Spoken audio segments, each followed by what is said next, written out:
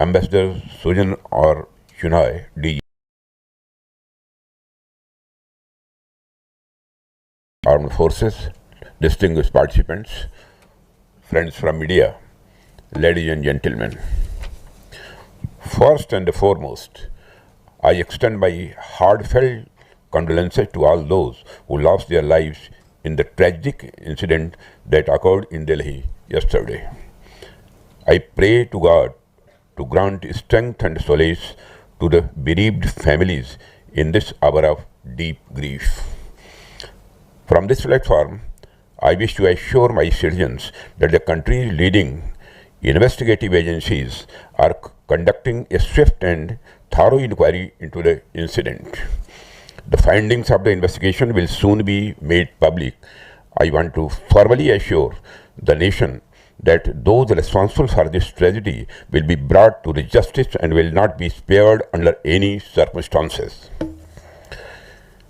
Ladies and gentlemen, it gives me immense pleasure to be amidst this August Assembly of the eminent speakers and participants at the Delhi Defence Dialogue 2025. I extend my warmest welcome to our distinguished international guests, whose wisdom and a global perspective will enrich our deliberations and lend greater substance to this dialogue. I appreciate the Manohar Parrikar Institute of Defence Studies and Analysis and the Director General Ambassador Sujan Shunai for leading this edition of the Delhi Defence Dialogue. Firstly, I convey my congratulations on the successful convening of this edition of the Delhi Defence Dialogue. This forum has emerged as a flagship platform for thoughtful deliberations and a strategic engagement on the multifaceted challenges of defence and security. The dialogue brings together informed voices, fresh perspectives, and analytical insights to examine contemporary trends and evolving ideas in a rapidly transforming global environment. I also take this opportunity to wish the Director General, MPIDSA, scholars, staff, members, and everyone who has been associated with the Institute a very happy 60th Foundation Day. I have been told that it was on this day that IDSA was instituted in 1965 with the vision to promote national and international security through the generation and the dissemination of knowledge on defense and security related issues. Over the years, MPIDSA has emerged as one of the finest think tanks, not only in Asia but also globally, through its in-depth, independent scholarly research, policy guidance, and efforts to enhance strategic thought in the country. I am hopeful that the Institute will continue its excellent work, striving towards its ideals and supporting efforts for the national and international security.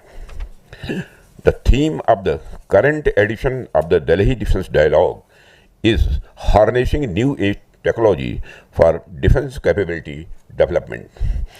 In light of the prevailing international security environment and the ongoing Operation Sindoor, the choice of the theme is most appropriate. I compliment MPIDSA for taking the discussion on this subject forward with scholars, practitioners, defense researchers, and industry representatives. Friends, the character of warfare as well as technology has been changing in every era. From the discovery of the gunpowder to the advent of aviation, from the dawn of radar to the age of cyber and space, each generation has witnessed its own technological revolution.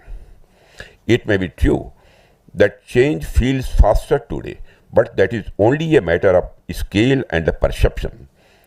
Technology has always evolved steadily, persistently, and more often than not for the better. What truly matters, therefore, is not just the pace of technological change, but the pace at which we are able to absorb and adapt to it.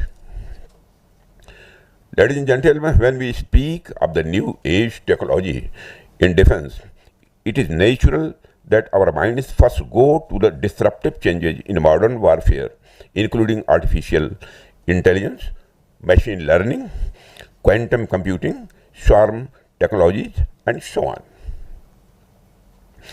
These are indeed transformative, and India and the world are making bold strides in each of these domains.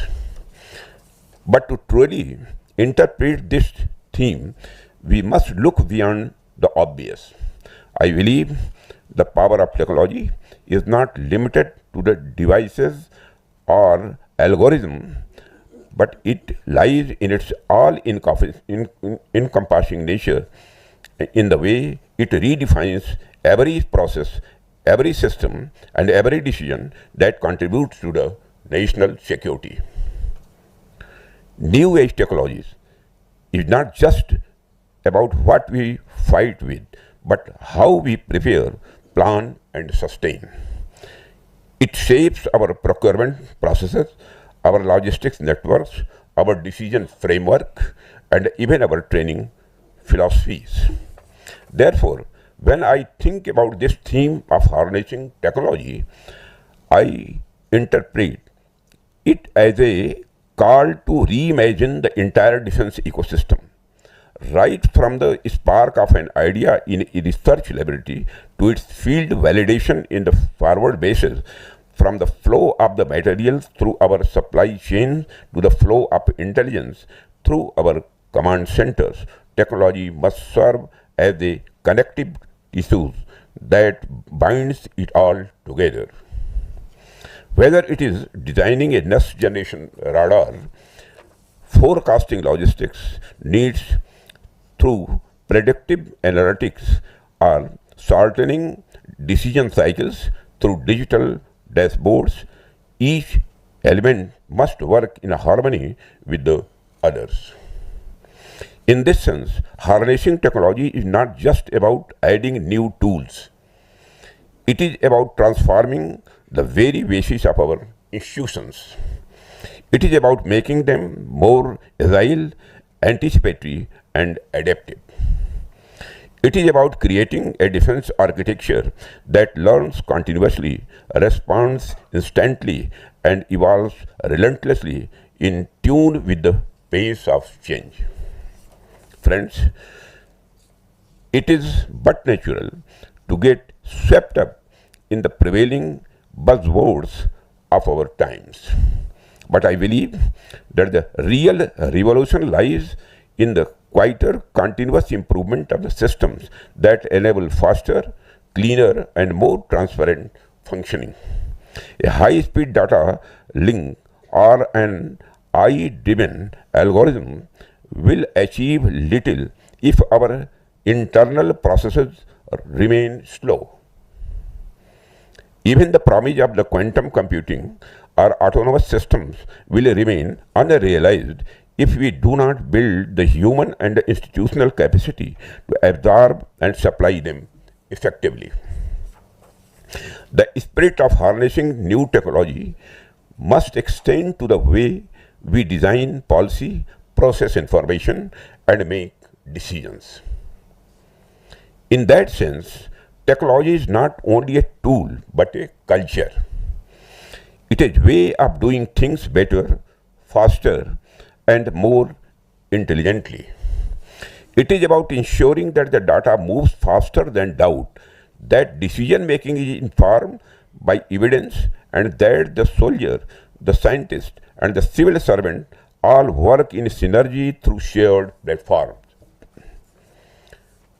Much of our defense readiness today rests on what might be called invisible technologies, which includes secure data architectures, encrypted networks, automated maintenance systems, and interoperable databases. These may not capture public imagination like a new aircraft or missile or warship, but they determine whether the right equipment reaches the right place at the right time, whether commanders have real-time visibility and whether systems talk to each other seamlessly. Friends, as I said, technology is not confined to weapons or platforms alone. It also resides in systems that make our institutions work faster, more transparently, and more intelligently. The true test of technological advancement lies not only in what we create, but in how we function. Technology must be seen not only as a force multiplier, but also as a resource optimizer. The true measures of this, the true measure of its impact lies in how efficiently it helps us plan, prioritize, and platform. One area which can serve as an example to internalize this thinking is our capital procurement process. This is because we operate in an environment of finite resources and expanding responsibilities. Every rupee spent and every system inducted must therefore yield the maximum strategic value. Technology and data analytics must be leveraged to improve decision making and ensure optimal use of every resource. I have been told that in many advanced nations, the concept of life cycle cost is deeply woven into their procurement frameworks. Recently, I have directed that we too must begin to access these sustenances costs right at the inception stage of every procurement proposals. This will help us see the full picture, not only what we invest today, but what we must sustain tomorrow. This will help us in ensuring that every decision we take is both informed and responsible, balancing immediate capability with long-term efficiency. I am confident that there exist many more such global best practices or the process technologies that can further strengthen our systems. My advice to the armed forces would be to remain in a constant state of curiosity and always on the lookout for the best practices across the world, not just in technology related to equipment, but also the new technologies related to the aspects of the training, logistics, planning, and the management systems. This institute can play a crucial role in this endeavor by studying, documenting, and disseminating such practices and helping the services adapt them to our national context. In fact, if given a choice, it is far better to import best practices than to import the best equipment. Because once we perfect the process and once our systems are robust, adaptive, and transparent, we will not merely purchase excellence from abroad, we can produce it here at home. And that, friends, brings us to the heart of the matter. Ultimately, the real challenge before any nation is to build systems and ecosystems that make the creation as well as the adoption of the new technology natural, swift, and self-sustaining. If our foundations are strong, our institutions agile, our minds open, and our collaboration seamless, then every new technological wave will not overwhelm us. It will propel us. We will not merely adopt the revolutions made elsewhere, but become the architects of the revolutions born here. Therefore, for India, the path ahead is clear. We must move decisively from technology adoption to technology leadership. We can no longer be content with merely catching up to global innovation. We must aim to set the pace and shape the future. Our strength lies not in any single institution, but in our ecosystem of talent, ideas, and partnerships. And we have a young and inventive workforce full of imagination and purpose. And we have a vibrant startup culture that is unafraid to experiment, to take risks, and to challenge convention. Our defense industrial base is expanding with the renewed confidence and the clarity of the direction.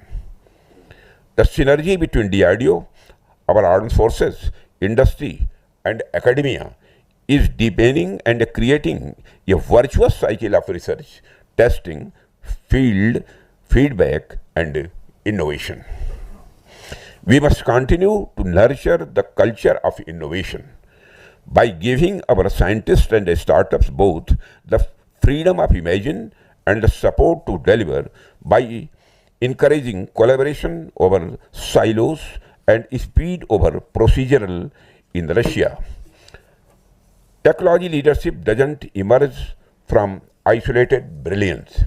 It grows from a national ecosystem that rewards ideas, tolerates failures, and celebrates breakthroughs.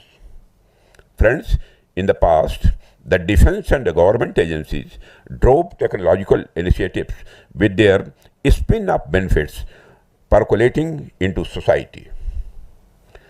The internet is one such example. Increasingly, technological innovation is being driven by the commercial world, and defense and the government agencies are adapting such technologies subsequently. The technology is increasingly being democratized. It is encouraging to note the drive and the enthusiasm of the Indian commercial industry towards enhancing the nation's technological threshold.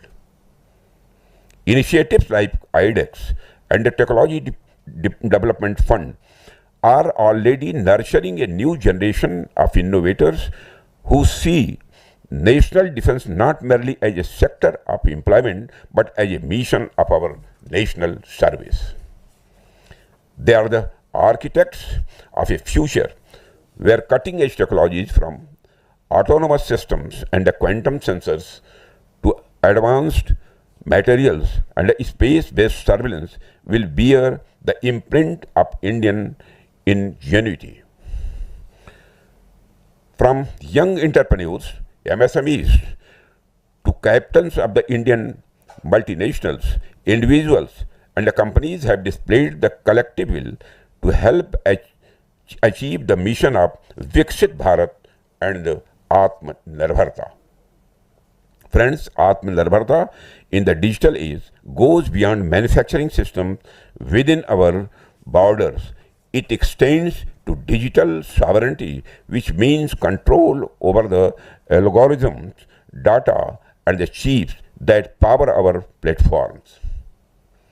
True strategic autonomy will come only when our code is as indigenous as our hardware.